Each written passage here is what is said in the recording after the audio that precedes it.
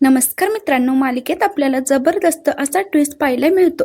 तर मित्रांनो, मालिकेत रतनची एंट्री झाल्यामुळे मालिकेत आता खूपच जबरदस्त असा ट्विस्ट आलेला आहे.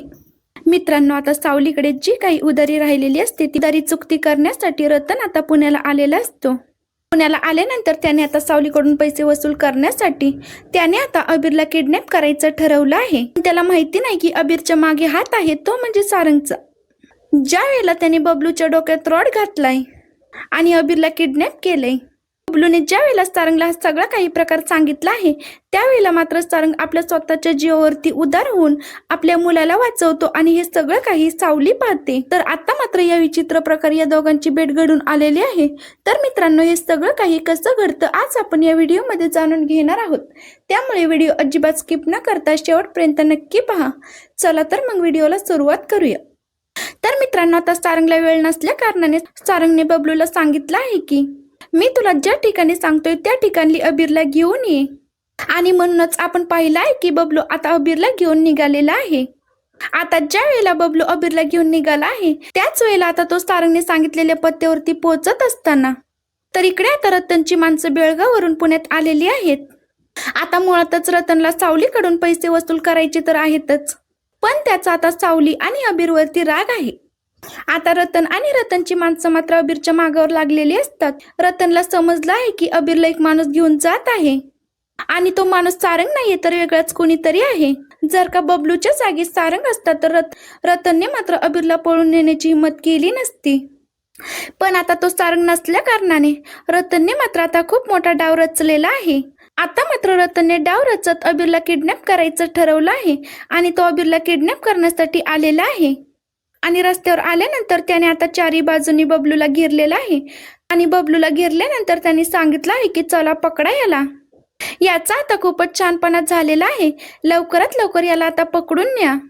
रतनने असं सांगितल्यानंतर रतनची माणसं मात्र बबलूच्या डोक्यामध्ये रॉड घालतात आणि अबीरला किडनॅप करून ठेवतात. आता रतन बबलूला म्हणू लागतो की तुला जर का हा मुलगा पाहिजे असेल ना तर मात्र याच्या आईवर माझं 5 लाखांचं कर्ज आहे, ते कर्ज चुकतं कर आणि या मुलाला घेऊन जा. मला या मुलाला ठेवून घेण्यामागे काडी मात्र इंटरेस्ट नाहीये. हा इतका आगाऊ पोरगा आहे ना, हा आता माझ्यासोबत राहण्याच्या लायकीचा सुद्धा नाहीये. आता लवकरात लवकर तुम्ही मला पैसे द्या आणि याला घेऊन जा. जा, आता कुणाला सांगायचंय त्याला सांग, जा आधी पैसे दे आणि मगच याला सोडतो. तर इकडे मात्र सावलीला अबीरची खूपच काळजी वाटू लागते.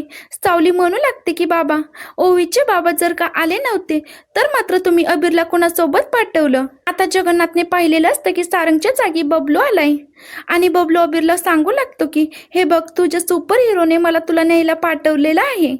आता जगन्नाथ सावलीला म्हणू लागतो की तू काळजी करू नकोस ग, तो माणूस माझ्या ओळखीचा होता. तर सावली म्हणू लागते की बाबा, कोण ओळखीचा माणूस होता आणि अबीर त्यांना कसं काय ओळखतो? बाबा, तुम्ही काहीतरी सत्य माझ्यापासून लपवताय का? तर जगन्नाथ म्हणू लागतो की पोरी, मला काय अबीरची काळजी नसेल का? तुला असं वाटतंय का मी अबीरला कुणाच्याही हाती सोपवून देईल? त्यावरती ती म्हणू लागते की नाही बाबा, माझा तुमच्यावरती पूर्ण विश्वास आहे. तुम्ही आता अबीरला कोणाच्याही हातामध्ये सोपवणार नाही, पण माझा मात्र माझ्या नशिबावरच विश्वास राहिलेला नाहीये. माझं नशीब इतकं विचित्र आहे ना, माझ्या नशिबात कधी काय घडेल ना तेच मला सांगता येत नाही. आणि त्यामुळे मी माझ्या अबीरची एवढी काळजी घेते आणि मी त्याला एकटं सोडत नाही. आता जगन्नाथ म्हणू लागतो की हे बघ साऊ बाळा, तू माझ्यावरती विश्वास ठेव, त्या माणसाला मी ओळखतो आणि म्हणूनच मी अबीरला त्याच्यासोबत पाठवलं आहे. त्यामुळे तू अजिबात काळजी करू नको. तर सावली म्हणू लागते की बाबा, मला खरंच खूप काळजी वाटते. मला का कुणास ठाऊक असं वाटतं की अबीर सोबत काहीतरी चुकीचं घडणार आहे. माझं मन खूपच बेचैन होत आहे. तर जगन्नाथ म्हणू लागतो की सावली, तो ज्या कोणत्या माणसासोबत गेलाय ना तो माणूस कोण आहे ना हे जर का तुला समजलं ना तर तुझा सुद्धा विश्वास बसेल की हा माणूस अबीरच्या केसाला सुद्धा धक्का लागू देणार नाही. आता सावली मात्र खूपच चिडते आणि सावली म्हणू लागते की बाबा, तुमचं काय चाललंय? म्हणजे कालपासून मी बघते, कालपासून तुम्ही मला म्हणताय की तो माणूस परका नाहीये आणि तुम्ही अबीरला हक्काने त्याच्या सोबत पाठवलं आणि तुम्ही इतके कसे निवांत राहू शकता? त्यावरती जगन्नाथ म्हणू लागतो की सावली बाळा, कळेल तुला, मी जे काही बोलतोय ना ते तुला लवकरच कळेल. सावली मात्र आता पेटून उठते आणि सावली म्हणू लागते की बाबा, जे काही आहे ना ते मला खरं खरं सांगा, तुम्ही असं कोडत बोलू नका, अजून माझा अंत पाहू नका. तर जगन्नाथ म्हणू लागतो की ठीक आहे, मी तुला सगळं काही सांगतो. आपला अबीर आज ज्या माणसासोबत गेलाय ना, तो माणूस दुसरा तिसरा कुणी नसून त्याचा बाप आहे सारंग. आता सावली मात्र खूपच चिडते आणि सावली म्हणू लागते की तुम्हाला माहिती होतं ना सारंग सर त्याला घेऊन चाललेत, मग तरी सुद्धा तुम्ही त्याला का नाही थांबवलं? उलट तुम्ही मला फोर्स केलात त्याला त्यांच्यासोबत पाठवण्यासाठी. बाबा, आज तुम्ही जे काही केलं ना ते मला काही अजिबात पटलेलं नाहीये. त्यावरती जगन्नाथ म्हणू लागतो की बाळा, तू किती बाप आणि लेकाची भेट न घडवण्याचं म्हटलं ना तरी सुद्धा नियतीच्या मनात तेच आहे. तुला माहिती नाही की भविष्यामध्ये तुझा हाच मुलगा तुझ्या मुलाला त्याचा हक्क मिळवून देणार आहे. तर सावली म्हणू लागते की नकोय मला तो हक्क. ज्या हक्कामध्ये माझा मुलगा सुरक्षित नाहीये, मला फक्त आणि फक्त माझा मुलगा सुरक्षित हवाय, बाकी मला दुसरा कुठलाही हक्क नकोय. बाबा, माझ्या एका मुलीला तर मी गमावलं आहे. जन्मताच माझ्या मुलीला मारण्याचा कट मेहेंदळीने रचला होता आणि आता एक मुलगा माझ्या जवळ आहे, त्याला सुद्धा हिरावून घेतील ते. तर आता जगन्नाथ म्हणू लागतो की सावली बाळा, तो अजिबात काळजी करू नकोस. सारंग आता त्याच्या केसालाही धक्का लागू देणार नाहीये, तो अजिबात चिंता करू नकोस.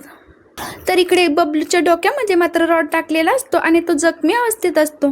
बबलू त्या जखमी अवस्थेत सारंगला कॉल करतो आणि सारंगला म्हणू लागतो, सारंग दादा, इकडे खूप मोठा प्रॉब्लेम झालेला आहे, त्यामुळे तू ताबडतोब इकडे ये. त्यावरती सारंग म्हणू लागतो की काय रे, काय झालंय बबलू? त्यावरती बबलू म्हणू लागतो की रतनची माणसं आली होती, आपण बेळगावला गेलो होतो ना, तो रतन. त्याने आता माझ्या डोक्यात रॉड घातली आणि अबीरला किडनॅप केलेला आहे. सारंग दादा, तू काही कर आणि अबीरला वाचव. त्या गुंडांनी अबीरला उचलून नेलेला आहे. आता इकडे मात्र सारंगला पूर्णपणे धक्का बसलेला आहे. सारंग विचार करू लागतो आणि म्हणू लागतो की आता आपण या मुलाला सिंहगडला नेणार होतो, पण त्याच्यासोबत नेमकं हे काय झालं? तर सारंग विचारू लागतो की बबलू, तू आता नेमका कुठे आहेस आणि ते गुंड कुठल्या दिशेने गेले आणि ती वेळ झाला? असं म्हटल्यानंतर बबलू मात्र आता एक्झॅक्ट लोकेशन सांगतो. बबलूला त्या रतनने नंबर सुद्धा दिलेला असतो. बबलू सांगू लागतो की त्याने एक नंबर सुद्धा दिलेला आहे, ज्या वेळेला पैसे गोळा होतील त्यावेळेला या नंबरवर कॉल करा आणि या मुलाला घेऊन जा पैसे देऊन. तर सारंग म्हणू लागतो की एक्झॅक्टली किती पैसे राहिलेत त्याचे? तर बबलू सांगू लागतो की तेवढं काही माहिती नाही, पण तो पैसे म्हणत होता. आता सारंग म्हणू लागतो की ठीक आहे, मी बघतो काय करायचं ते, तो नंबर मला पाठवून दे. आता सारंग मात्र त्या ठिकाणी निघाला आहे ज्या ठिकाणी आपल्या मुलाला त्या रतनच्या गुंडांनी नेलेलं आहे. तर इकडे सावली म्हणू लागते की बाबा, मी आता तुम्हाला एक गोष्ट सांगते आहे. बाबा, मी आतापर्यंत तुमची कुठलीही गोष्ट टाळली नाही, पण आज मात्र मी तुम्हाला अजिबात माफ करणार नाही. बाबा, का तुम्ही हे असं सगळं काही वागलात? का केलं तुम्ही असं? भविष्यात जे काही व्हायचंय ना ते होऊ दे. आता मी तुमचं अजिबात ऐकणार नाहीये. आणि भविष्य म्हणजे काय असतं? तुम्ही मला सांगितलं होतं की संतती विरहाचा योग आहे, पण माझी संतती तर या जगातच नाही आणि हा कसला योग आहे? ते काही नाही, मी आत्ताच्या आत्ता माझ्या लेकाला आणायला चाललेले आहे, तुम्ही मला अजिबात अडवू नका. आता सावली मात्र अबीरला शोधण्यासाठी चाललेली असते. त्याच वेळेला तिला रतनची गुंड दिसतात आणि तिथे सारंगही दिसतो. सारंग मात्र आपल्या मुलाला स्वतःची जीवाची बाजी लावत वाचवत असतो. हे सगळं काही सावली पाहते. तर मित्रांनो, सावली आता सारंग समोर येईल की नाही हे आपल्याला पुढील काही भागांमध्ये पाहायला मिळेल. अशाच मालिकेचे पुढील अपडेट पाहण्यासाठी आपल्या चॅनलला नक्की सबस्क्राईब करा. धन्यवाद.